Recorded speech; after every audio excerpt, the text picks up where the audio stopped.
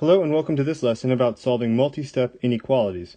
The learning target for this video is being able to solve multi-step inequalities and determine the number of solutions.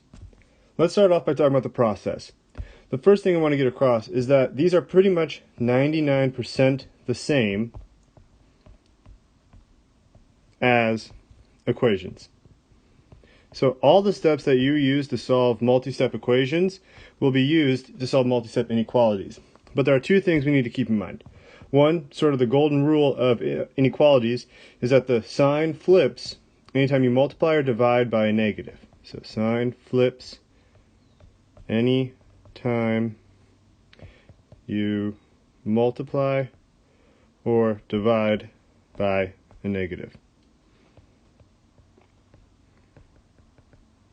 And then the second thing is that the direction of the inequality sign matters.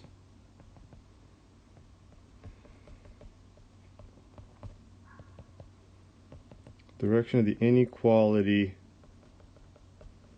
sign matters. And here's what I mean by that. Oftentimes, I'm solving equations, and I might have something like, 4 equals x plus 2.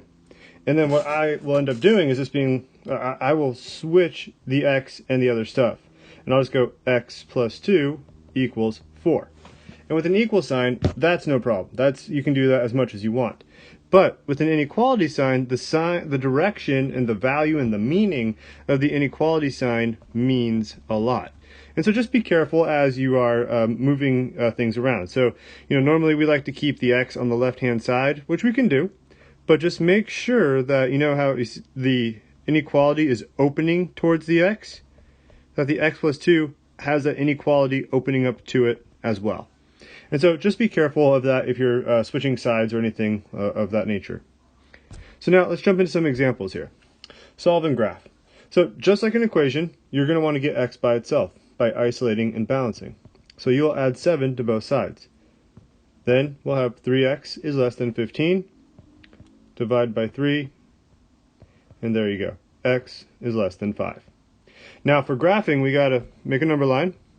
We'll put the number in question on it, 5. Sometimes it helps to have some other numbers just to kind of give you a sense of scale and direction. And then we look at the inequality. Since it's just less than, I'll have an open circle. And since the variable's on the left, I can use my little arrow trick to know that it's got to go this way. But if I was unsure, you can plug in either one of these numbers here. 0 less than 5 or 10 less than 5. Which one is true? This is the true one, so it's got to go that direction. And then this is false, so it cannot go that way.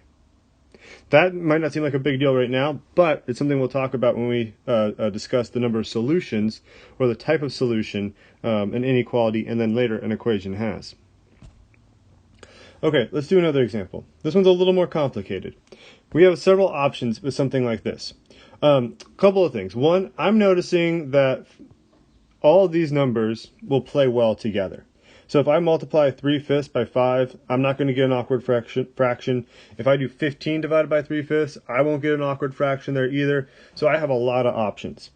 Now, I'm just going to kind of bite the bullet, and I'm going to divide both sides by negative 3/5 right off the bat, instead of distributing the 3/5 and having to do it twice.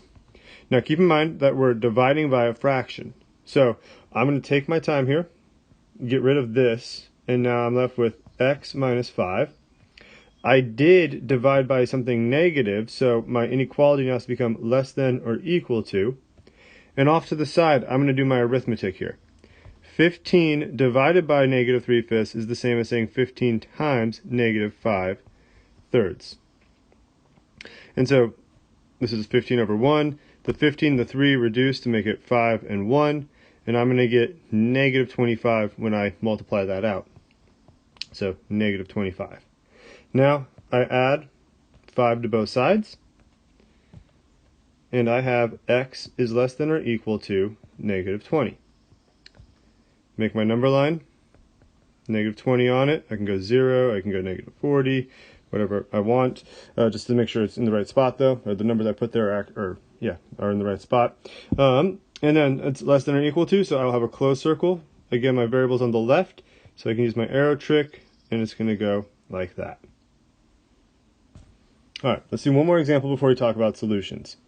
So here's a case where we want to be careful and be mindful of the direction of our inequality, because we have x's on both sides of the equation, or the inequality. Now, I like to keep my variables positive, so I'm going to subtract 2x from both sides. And so that leaves me with 4x minus 7 is less than 17. Now I'll add 7 to both sides. I have 4x is less than 24. Finally, divide both sides by 4, and I have x is less than 6. And then just to graph it, I'll put 6 on the number line. It's less than, so it's open, and it's going to the left. So those are some examples of multi-step inequalities. But now let's talk about this idea of solutions. So we have several cases here. We're going to say x is less than a number. And that's totally cool. And that's the majority of what we're going to deal with. We will also have no solution. And finally, we will have all real numbers. So this x is less than a number. This could be, x is greater than 1. I mean, what I'm talking about is we just have an inequality and it's got a number on the other side. It could be x is less than or equal to negative 13. It could be x is greater than or equal to 0. It could be x is less than 5. All right, so there's an infinite number of solutions there for how that could look.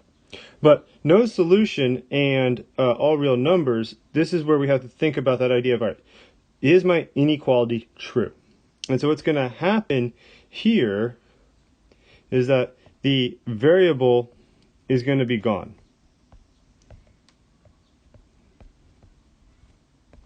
Variables are going to be, a better word perhaps would be absent.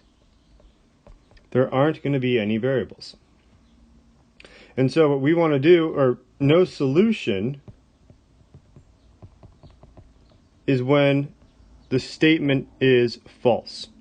So we're going to be left with a situation that's going to look like A less than B. Or it could also be A greater than B. It could be any of the inequalities. But we have to actually evaluate that statement. Is it a true statement or a false statement? If it is a false statement, and I'll show you an example in a minute, then it's no solution. For all real numbers, which is what that fancy R is, so all real numbers, and what that is saying is that you can plug in any number you want for x, and it will work. The statement must be true. So A is in fact less than B, or A is greater than B.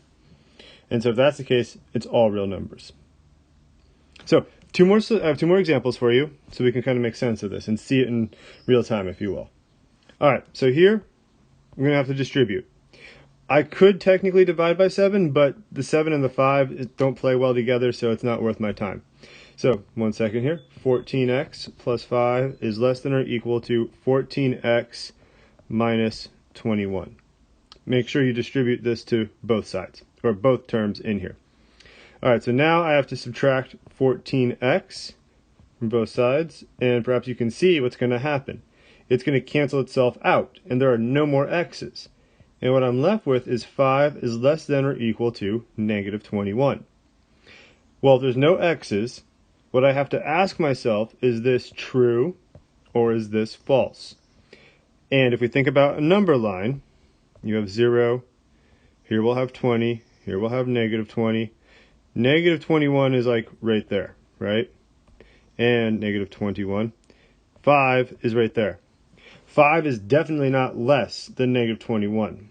So this is false, meaning that the answer here is no solution. So notice, again, the variables cancel each other out, and we're left with a statement of two numbers. And we're asking ourselves if it's true or false. Since it was false, it means no solution. Another example.